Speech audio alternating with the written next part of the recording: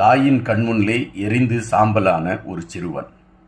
இது எங்கும் நடக்கவில்லை, அகமதாபாத் அந்த விமான விபத்தில் நடந்த செய்தி என்பதுதான் இப்பொழுது வந்து கொண்டிருக்கக்கூடிய ஒரு செய்தி.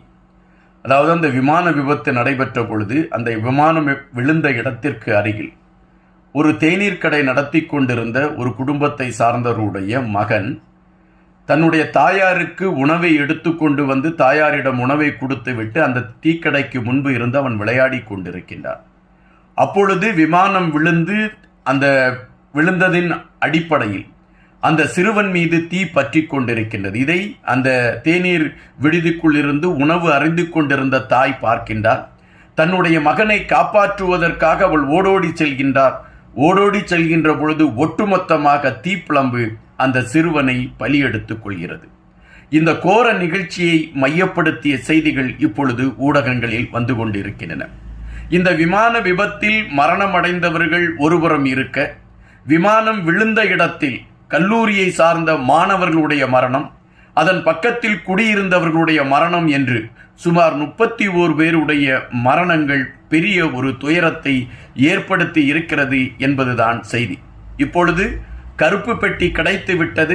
அதனை மையப்படுத்தி பல உண்மைகள் தெரியும். கடைசி நிமிடத்தில் விமானி என்ன கருத்துக்களை பதிவிட்டிருந்தார் போன்ற பல விடயங்களை குறித்த செய்திகள் பரவிக்கொண்டு இருக்கின்றன.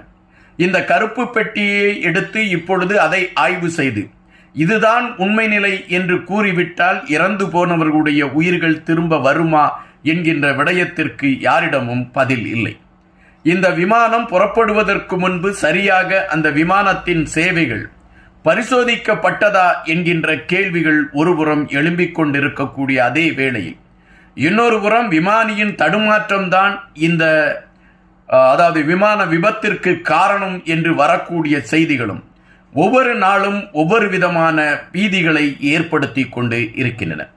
அந்த சிறுவனுடைய மரணம் தன்னுடைய தாய்க்கு எவ்வளவு பெரிய வலியை ஏற்படுத்தி இருக்கும் என்பதை நினைத்து பார்த்தால் இதுபோன்ற துயரங்கள் இனிமேல் யாருக்கும் நடைபெற்றுவிடக் கூடாது என்கின்ற பதபதைப்பு தான் ஒவ்வொருடைய மனதிலும் வரும்.